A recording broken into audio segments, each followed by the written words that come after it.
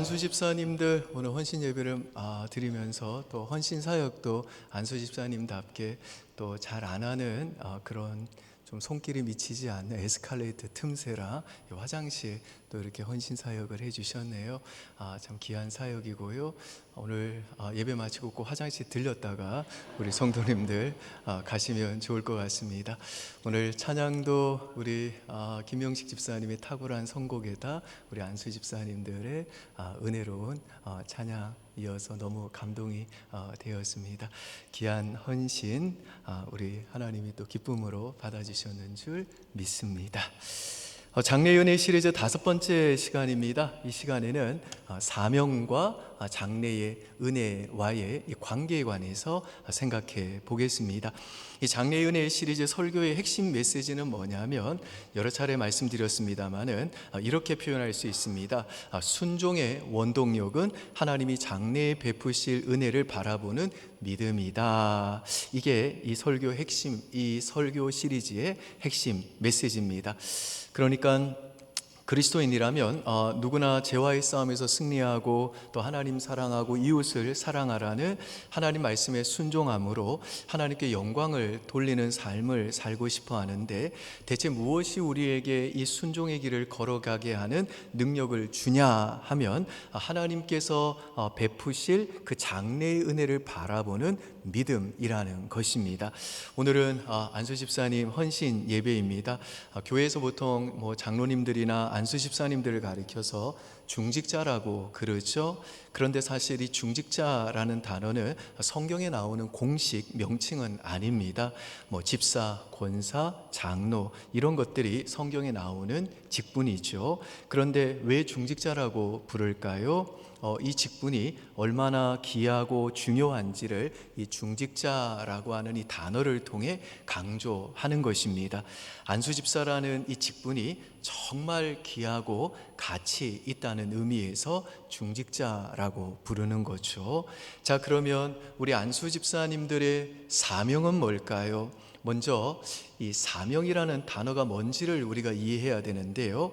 이 사명이란 다른 이들의 믿음과 거룩함을 향상시키는 일에 헌신된 이 삶의 방식입니다. 그러니까 사명이라는 게 꼭 목사가 되어야 한다든지 선교사가 되어야 한다든지 그런 차원이 아니라는 거죠. 사명이라는 것은 다른 사람들의 믿음과 거룩함이 나를 통해 점점 좋아질 수 있도록 사람들을 섬기는 일에 내 삶을 드리는 것, 내 삶을 헌신하는 것, 이걸 가리켜서 사명이라고 그런다는 것입니다. 우리 모든 그리스도인들은 이 사명으로 부름받은 자들이죠.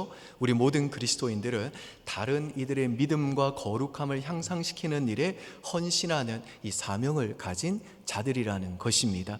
특별히 우리 안수 집사님들은 이 교회의 중직자로서 이 사명을 더 힘써 감당하고 계신 귀한 분들입니다. 그래서 안수 집사가 되면 어떻게 됩니까? 직분 없을 때보다 훨씬 더 시간을 더 드리게 됩니다. 마음도 더 드리게 되고요. 또 자신의 또 형편에 맞게 물질도 더 헌신하게 됩니다. 우리 몸에서 가장 중요한 이 근육들처럼 이 교회에서 이 안수 집사님들의 역할이 정말 중요합니다. 이 다른 이들의 믿음과 거룩함을 향상시키는 일에 헌신하는 이 사명을 감당하기 위해서는요, 사람이 내 눈에 들어와야 되고 사람이 귀하게 여겨져야 됩니다. 보통 세상 사람들은 사람이 안 보이고 뭐가 보입니까? 일이 보여요. 돈이 보입니다. 사람이 돈으로 보이는 거죠. 교회가 만일에 사람들을 이렇게 보면 이건 심각한 거죠. 그런데 교회 직분을 맡은 분들은 달라야 합니다. 사람이 보여야 되고 사람을 사랑할 수 있어야 되는 겁니다. 나에게 붙어 있는 사람들이 나를 통해서 믿음과 거룩함이 향상되는 일에 헌신하는 것, 나를 드리는 것, 이게 바로 하나님께서 우리 모든 그리스도인들에게, 특별히 교회의 중직자에게 주신 사명입니다. 하나님께서는 이 사명을 감당하는 이 귀한 직분을요, 아무에게나 주시지 않습니다.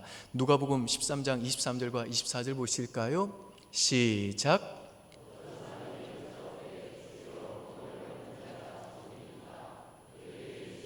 좁은 문으로 들어가기를 힘쓰라. 내가 너희에게 이르노니 들어가기를 구하여도 못하는 자가 많으리라. 자, 여기 보시면 예수께서 이 구원의 문, 하나님 나라의 문, 천국 문은 좁은 문이다 그러시죠. 이 문은 누구한테나 다 열리는 문이 아니라고 그래요. 아무리 수많은 사람들이 와서 예수님을 보고 그분의 메시지를, 말씀을 들었어도 예수께서 말씀하시는 이 구원의 문으로 들어가는 사람은 적다는 것입니다. 또 들어가기를 구하여도 못 들어간대요. 허락된 자만 들어간답니다. 하나님 나라는 주님이 특별히 허락한 사람들만 들어갈 수 있다는 거죠. 오늘 이 자리에 앉아있는 여러분들은 구원 받고 이미 이 좁은 문으로 들어오신 분들입니다. 그러므로 구원받은 저와 여러분이 가져야 될 자세는 뭐냐면 감사예요. 감사해야 되는 겁니다. 왜냐? 내 힘으로 들어온 게 아니기 때문이에요. 주님이 허락하셨고 주님이 성령님을 통해 내 눈과 귀를 열어주셔서 그 하나님 나라의 비밀, 천국의 비밀을 깨달았기 때문에 주님의 은혜로 이 좁은 문, 이 구원의 문, 이 천국 문으로 들어왔기 때문입니다. 그 다음 절인 누가복음 13장 25절도 보실까요? 시작. 문을 한 번 닫은 후에 너희가 밖에 서서 문을 두드리며 주여 열어주소서 하면 그가 대답하여 이르되 나는 너희가 어디에서 온 자인지 알지 못하노라 하리니. 여러분, 이 좁은 문이 늘 열려있지 않다고 주님이 말씀하십니다. 좁은 문이 늘 열린다고 생각하면 뭐 오늘 못 들어가면 내일 들어가지, 모레 또 들어가면 되지, 이렇게 생각해도 돼요. 하지만 이 구원의 문, 좁은 문, 이 천국 문은요 잠시 열리는 거예요. 문을 한번 닫은 후에는 다시 열리지 않는답니다. 그렇기 때문에 열렸을 때 들어가야 돼요. 그런데 여기서 말하는 이 좁은 문은요 1차적으로는 제가 앞서 말씀드린 것처럼 구원에 관한 말씀입니다만은 저는 이 말씀이 구원받은 이후에 우리가 감당해야 될 이 헌신에 관해서도 중요한 교훈을 주는 말씀이라고 생각합니다. 구원이 하나님이 허락하셔야만 우리에게 주어지듯이 이 헌신의 기회도 하나님이 허락하셔야만 우리에게 주어진다는 거예요. 여러분, 우리가 구원받은 이후에 예수를 섬긴다는 것은 예수님을 사랑한다는 말인데, 예수를 섬긴다, 예수를 사랑한다는 것은 구체적으로 교회 섬김으로 나타나야 됩니다. 왜냐하면 이 사도 바울이 그 교회를 핍박할 때에 부활하신 예수께서 사도 바울에게 네가 왜 나를 핍박하느냐라고 말씀하신 것처럼 교회는 그리스도의 몸이고 그리스도는 교회의 머리이시기에 주님은 자신의 백성과 자신을 동일시 여기시기에 주님의 백성들이 나를 통해 믿음과 거룩함이 좋아지도록 헌신하는 게 곧 주님을 섬기는 길이고 그게 주님을 사랑하는 것이기 때문입니다. 그런데 이 헌신의 문도요 좁은 문이에요. 그래서 이 길은 많은 사람들이 잘 안 들어가려고 그래요. 그리고 이 헌신의 문은 항상 열려 있지 않습니다. 그래서 올해는 헌신하는 거 그만두고 내년부터 하지 또 형편이 좀 나아지면 하지 요즘 직장 일이 바빠서 미루고 좋아지면 하지 돈이 좀 있으면 하지 이렇게 시간과 돈이 있을 때 헌신한다고 그러면 평생 못합니다. 왜냐하면 이 헌신의 문은 항상 열려있지 않기 때문이에요. 주님이 이 헌신의 문을 열어주셔야 됩니다. 하나님의 문은 신비로운 타이밍이 있다는 거예요. 이 타이밍은 내가 생각한 시간표대로 오질 않습니다. 나는 이런 저러한 조건이 갖춰지고 내 환경이, 내 건강 상태가 이렇게 됐을 때, 내 재정 상태가 이렇게 됐을 때, 내 지금 회사 상태가 이렇게 됐을 때 좀 열심히 섬겨야 되겠다라고 계획을 세우지만 주님의 계획은 그렇지 않아요. 주님의 시간표하고 내 시간표가 달라요. 그렇기 때문에 주님이 문을 열었을 때 들어가야 돼요. 하나님이 힘 주실 때 헌신해야 됩니다. 감동 주실 때 우리 자신을 쏟아 부어야 돼요. 열정을 주실 때 뜨겁게 사랑해야 됩니다. 헌신의 기회는 언제나 주어지지 않는다는 거예요. 인생 중에 몇 번 없어요. 우리 교회 아니고 다른 교회원의 장로님이 이런 얘기를 하셨어요. 내가 장로를 평생 하는 것이 아니라 장로를 섬길 기회가 딱 한 번 주어지는 건데 그때 힘을 쏟지 않고 내가 이런 일 저런 일 핑계대고 그냥 교회에서 직분 덜커덩 받아놓고 덜렁덜렁 교회 다녔던 거, 그 일이 너무 후회된다 하면서 눈물을 흘리셨어요. 또 한 분은 사업을 하다가 나중에 부도가 났습니다. 그분이 하시는 말이 뭐냐, 이럴 줄 알았으면 내가 좀 더 여유가 있을 때, 더 많이 있을 때 교회와 선교사님들 위해 내가 물질로 좀 헌신했을 텐데 이렇게 갑자기 허무하게 부도 나서 회사가 넘어가는 이런 일이 있을 줄 몰랐다, 그러면서 후회를 하셨어요. 여러분, 헌신의 문은 늘 열리지 않습니다. 한 번 열린 후에 닫힙니다.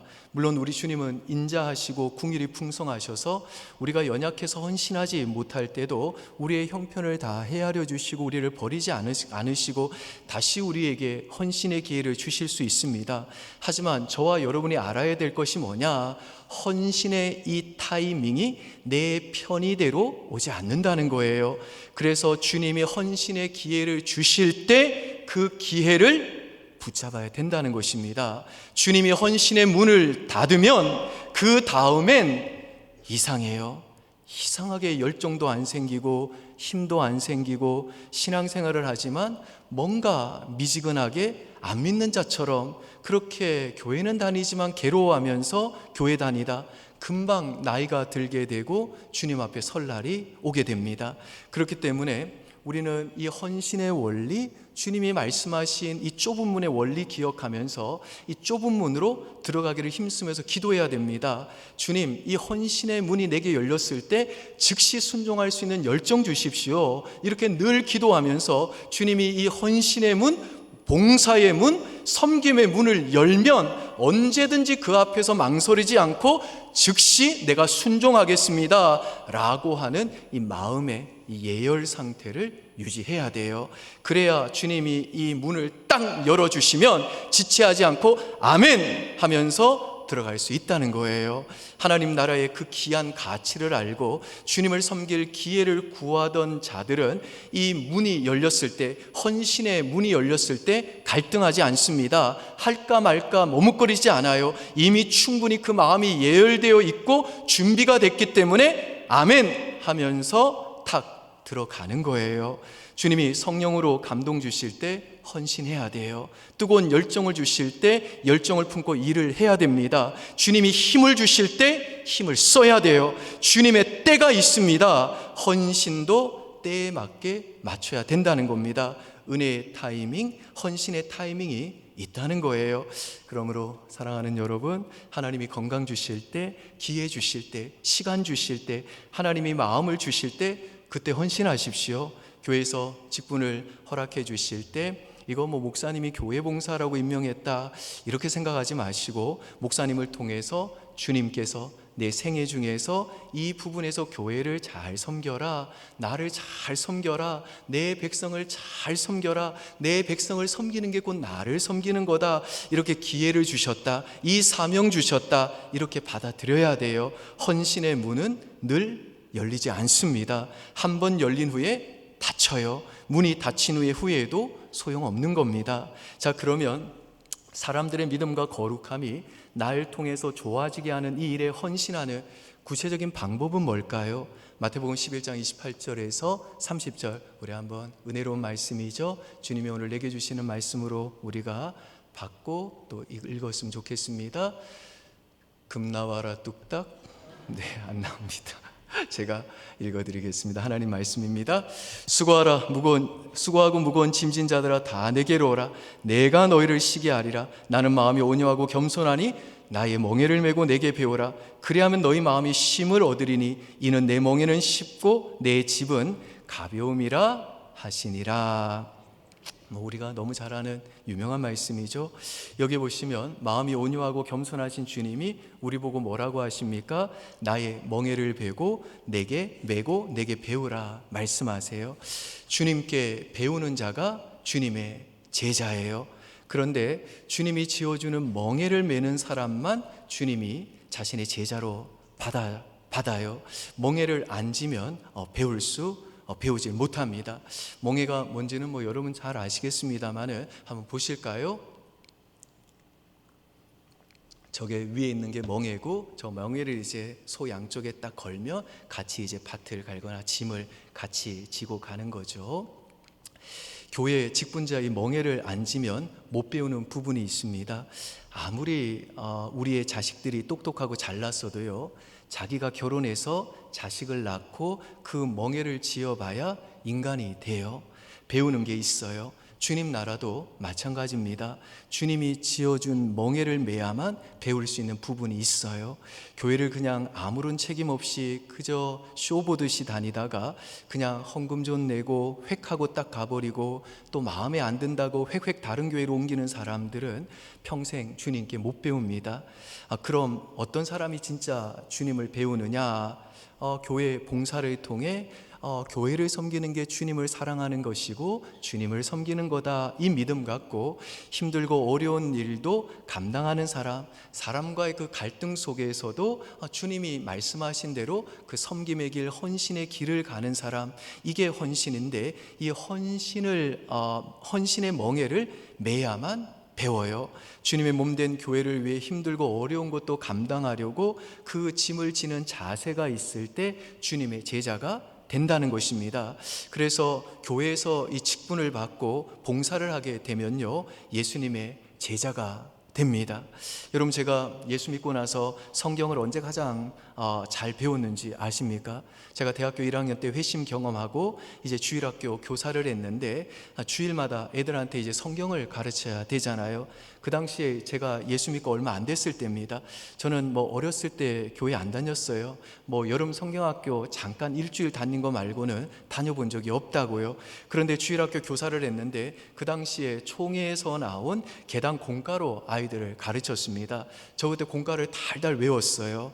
그리고 그 공과와 관련된 자료들 다 읽고 정말 이 그 시험 공부하는 것보다 더 열심히 공부하고, 그리고 주일학교 가서 제가 그 분반 공부 시간에 가르치면요, 애들이 떠들지를 못해요. 왜 그랬을까요? 얼마나 제가 눈에 불이 나가지고 열정적으로 가르쳤는지 딴 데 봤다가는 막 두들겨 맞고 그럴 것 같아가지고 애들이 다 얼어가지고 잘 들었던 거예요.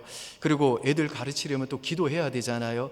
그래서 매주마다 금요철에 안 빠지고 어떨 때는 또 산기도 가면 산기도 따라가가지고 저희 반 아이들 그 이름 한 명 한 명 불러가며 열심히 기도했습니다. 그렇게 열심히 했다고요. 그런데 그때 제 신앙이 자랐어요. 이 멍에를 맬 때, 봉사의 멍에를 맬 때, 누군가가 힘들고 아픈 사람을 섬겨야 되는 멍에를 질 때, 집안에 있는 장애를 가진 그 자녀들을 섬기는 멍에를 맬 때, 이게 그냥 내가 어쩌다가 재수없게 걸린 멍에가 아니라 주님의 멍에다 생각하고 주님이 제 어깨에 지어주신 멍에라며 제가 그거 기꺼이 이것을 받아들이겠습니다. 그리고 그 멍에를 맬 때 그때부터 배움이 진행이 돼요. 멍에를 지고 내게 배우라. 멍에를 진 사람만이 주님께 배우는 부분이 있다는 것입니다. 그리고 주님이 주신 사명을 감당하는 그 멍에를 매면 힘들 텐데 헌금 부분도 있고 시간 부분도 있고 교회에 무슨 일이 있으면 나와서 봉사도 해야 되고 부담이 많이 되는데 이상해요. 마음에 힘을 얻어요. 왜냐? 주님의 멍에는 쉽고 주님의 집은 가볍기 때문입니다. 우리 주님은 우리에게 뭐 사명 주시고 너 혼자 그 멍에 지고 가라 하지 않으시고 그 멍에를 우리와 함께 져주시기 때문입니다. 소가 짐을 끌 때 소 양쪽에 우리가 아까 사진에서 보았던 그 멍에를 탁 얹으면요, 그 멍에 없을 때보다 무거운 짐을 훨씬 더 가볍게 잘 드는 것과 같은 그 원리와 똑같은 거예요. 그래서 주님의 멍에를 매면 그리하면 너희의 마음이 힘을 얻으리라 말씀하시는 겁니다. 자, 그러면 주님이 우리에게 주신 이 사명을 감당하는 힘은 대체 어디에서 오는 걸까요? 장래의 은혜를 바라보는 믿음으로부터 이 사명을 감당할 수 있는 힘을 얻게 됩니다. 고린도서 9장 8절 보실까요? 시작. 늘 너희에게 넘치게 하시나니 이는 너희로 모든 일에 항상 모든 것이 넉넉하여 모든 착한 일을 넘치게 하게 하려 하심이라. 여기 보시면 사도 바울이 의도적으로 모든이라는 말을 반복하고 있죠. 모든 착한 일, 모든 선한 일을 너희가 넉넉하게 감당했으면 좋겠다 하는데 그 감당할 수 있는 힘이 어디에서부터 오냐? 은혜에서 온다는 거예요. 하나님이 은혜를 주시지 않으면 이런 걸 할 수가 없다는 것입니다. 그런데 하나님이 우리에게 은혜를 주시면 날 통해서 사람들의 믿음과 거룩함이 더 좋아지게 만드는 그 사명, 그 착한 일, 그 선한 일을 우리가 넉넉하게 감당할 수 있다고 얘기하는 것입니다. 그래서 사도 바울은요, 고린도전서 15장 9절과 10절에서 이렇게 고백합니다. 시작. 또 중에 가장 작은 자라 나는 하나님의 교회를 박해하였으므로 사도라 칭함받기를 감당하지 못할 자니라. 그러나 내가 나 된 것은 하나님의 은혜로 된 것이니 내게 주신 그의 은혜가 헛되지 아니하여 내가 모든 사도보다 더 많이 수고하였으나 내가 한 것이 아니요 오직 나와 함께 하신 하나님의 은혜로라. 무슨 말이죠? 교회의 핍박자였던 내가 하나님의 은혜로 사도가 되어 모든 사람들보다 내가 더 많이 수고하였지만 내 힘으로 한 것이 아니라 오직 나와 함께 하신 그 하나님의 은혜가 주는 힘으로 내가 그 헌신의 길, 사명의 길을 걸어올 수 있었다는 것입니다. 이건 다른 말로 하면요, 사도 바울은 하나님께서 장래에 베풀어 주실 그 은혜를 바라는 믿음으로 그 헌신의 길을 걸어올 수 있었다는 거예요. 그래서 사도 바울이 빌립보서에서 이렇게 고백을 합니다. 빌립보서 4장 13절 시작. 된 자 안에서 내가 모든 것을 할 수 있느니라. 19절도 보시죠. 시작. 나의 하나님이 그리스도 예수 안에서 영광 가운데 그 풍성한 대로 너희 모든 쓸 것을 채우시리라. 여러분, 이 말씀들은요 모두 다 하나님이 우리에게 베푸실 장래의 은혜에 대한 약속의 말씀들입니다. 아직 이루어지지 않은, 채워지지 않는 것에 대한 약속이라고요. 사도 바울은 이 장래의 은혜에 대한 약속을 믿고 하나님이 주신 그 사명을 감당하기 위해 갖고 그 약속을 믿고 순종하며 나아갔을 때 하나님께서 그 약속대로 바울에게 그 은혜를 베풀어 주셨다는 것입니다. 그래서 사도 바울은 내가 모든 사도보다 더 많이 수고하였으나 내가 한 것이 아니요 오직 나와 함께 하신 하나님의 은혜로다 라고 고백할 수밖에 없었다는 것입니다. 그러니까 우리가 사명을 감당하기 위해서는 반드시 이 하나님의 은혜가 절대적으로 필요한데, 이 사명을 감당할 수 있는 그 은혜를 얻기 위해서는 첫째로 장래의 은혜를 바라보는 이 믿음, 장래의 은혜를 우리에게 주시겠다고 말씀하신 하나님의 약속에 대한 믿음이 필요하고, 둘째, 그 장래의 은혜를 바라보는 그 믿음으로 장래의 은혜를 베푸시겠다는 그 하나님의 약속을 믿음으로 우리가 순종할 때, 순종의 발걸음을 내디딜 때 하나님이 약속하신 그 장래의 은혜를 우리들이 실제로 체험하고 누리게 된다는 거예요. 이 장래의 은혜를 바라보는 이 믿음과 그 믿음으로 행하는 순종은 이 동전의 이 양면과 같아서 이 둘은 언제나 같이 간다는 거예요. 이걸 잘 보여주는 대목이 요한복음 2장에 나오는데요, 예수께서 행하신 첫 번째 표적이 그 요한복음 2장에 나오죠. 물이 포도주로 변하는 사건이죠. 이 표적을 일으키기 전에는 이 제자들은요 예수님을 제대로 몰랐고 예수님을 못 믿었어요. 그런데 이 제자들보다 먼저 이 하나님의 아들이신 예수님에 대한, 메시아이신 예수님에 대한 믿음을 보인 사람이 있었는데 그게 바로 예수님의 어머니였던 마리아였습니다. 마리아는요 이 포도주가 떨어졌다고 예수님께 말씀드리고 하인들에게 이렇게 말을 해요. 무슨 말씀을 하든지 그대로 하라. 이게 마리아의 믿음이었어요. 예수님이 마리아의 이 말을 듣고 세 가지 명령형 동사로 명령하시죠. 항아리의 물을 채우라, 물을 떠라, 연회장에게 그 물을 갖다 줘라. 이 연회장이란 이 혼인잔치에서 손님들을 접대하고 잔치를 총괄하던 이 지배인 역할, 책임자 역할을 하는 사람이죠. 그때 항아리가 6개 있었는데요, 한 항아리당 물통으로 2통에서 3통이 물이 들어가요. 그러니까 항아리가 6개니까 그걸 이제 채우려면 물을 12통에서 18통까지 길어와야 되는 거죠. 그런데 그 당시 우물은요 항상 마을 밖에 있었어요. 사마리아 여인 이야기도 보면 그 여인이 물 떠러 아주 먼 데로, 마을 동네에서 먼 곳으로 오잖아요.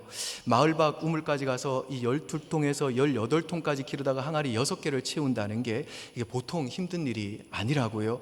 하인들이 이거 따르기가 쉽지 않았어요. 왜요? 지금 급한 건 포도주잖아요. 물이 떨어진 게 아니라고요. 그런데 난데없이 예수께서 물을 항아리에 채우라고 하시는 거예요. 그런데 하인들이 예수님이 명령하신 대로 우물까지 가서 물을 길러다가 항아리에 물을 채웁니다. 예수님이 채우라 명령하셨잖아요. 그 다음에 떠라 그랬어요. 바가지로 그래서 떴습니다. 그 다음에 연회장에게 그 물을 갖다 주라 하셨어요. 여러분, 이 물이 포도주로 언제 변했을까요? 12통 또는 18통 갖다 부어서 6항아리에 물이 딱 꽉 차는 순간 짠 하고 물이 포도주로 변했을까요? 아니에요. 그때에도 그대로 여전히 물이에요. 두 번째 명령, 그 항아리에서 그러면 물을 떠라 했을 때 바가지로 물을 딱 떴는데 바가지 속에서 물이 포도주로 변했을까요? 아니에요. 윌리엄 핸드릭슨이라는 주석가가 이 요한복음을 주석하면서 강조점을 둔 건 마지막 명령, 갖다 주었더니예요. 여기서 일순간에 일어난 변화를 나타내는 헬라어 아우리스트라고 하는 시제가 쓰였는데 그게 의미하는 바가 뭐냐? 갖다 주었을 때 물이 포도주로 변했다는 거예요. 그러니까 이 하인이 바가지를 들고 가면서도 여전히 물이었다는 거예요. 그런데 갖다 주라고 하시니까 갖다 주기 싫었을 거예요. 왜요? 지금 연회장에 술 달라고 하는데 가서 물 갖다 주면 이 하인들이 욕 바가지로 먹을 거 아니에요. 그래도 예수님의 어머니인 마리아가 예수님이 무슨 말씀을 하든지 그대로 하라 했으니 예수님 말씀대로 갖다 주었는데 하인의 손에서 연회장 손으로 바가지가 이렇게 넘어가서 연회장 손에 딱 잡히는 순간 물이 포도주로 변했다는 거예요.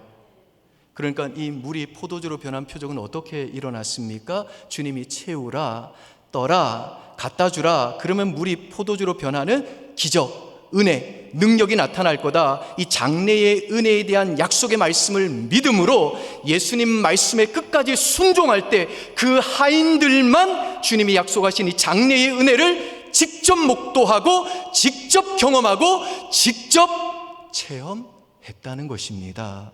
순종과 동시에 주님이 약속하신 장래의 은혜가 임했다는 거예요.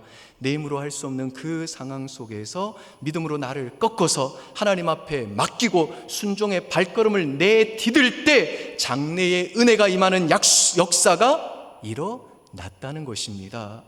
예수께서 바다 위로 걸어오시면서 베드로에게 내게 오라 명령했을 때에도 베드로가 그 주님이 장래의 은혜를 베푸실 그 약속의 말씀을 믿고 물로 뛰어들었을 때 그 순종과 동시에 물 위를 걷게 되는 은혜를 받았잖아요. 나중에 사도행전 3장에서 성전 미문에 앉아있던 그 안진뱅이도 일어나 걸어라 하고 베드로가 그 손을 잡아 당길 때 그 말씀을 믿고 순종하기 위해 그 말라붙었던 신경과 근육이 다 안 움직인데도 불구하고 순종하기 위해 힘을 불끈 주니까 그 순종과 동시에 힘이 임하면서 일어났다는 것입니다. 그러니까 순종할 때 힘이 임하는 거지, 은혜가 임하는 거지, 힘을 먼저 받고 은혜를 먼저 받고 순종하자, 이건 성경이 말하는 게 아니라는 거예요. 오히려 성경이 말하는 건 뭐냐? 하나님이 베푸실 장래의 은혜를 바라보는 믿음으로 그 장래의 은혜를 베풀어 주시겠다는 그 약속을 믿음으로 그 믿음 붙잡고 말씀 붙잡고 순종의 발걸음을 내디딜 때 그 순종과 동시에 하나님이 약속하신 장래의 은혜가 우리의 삶 속에 폭포수같이 임하게 된다는 것입니다. 믿습니까, 여러분? 여러분, 우리가 앞에서 보았던 마태복음 11장 30절에서 예수께서 내 집은 가볍다 그러셨죠.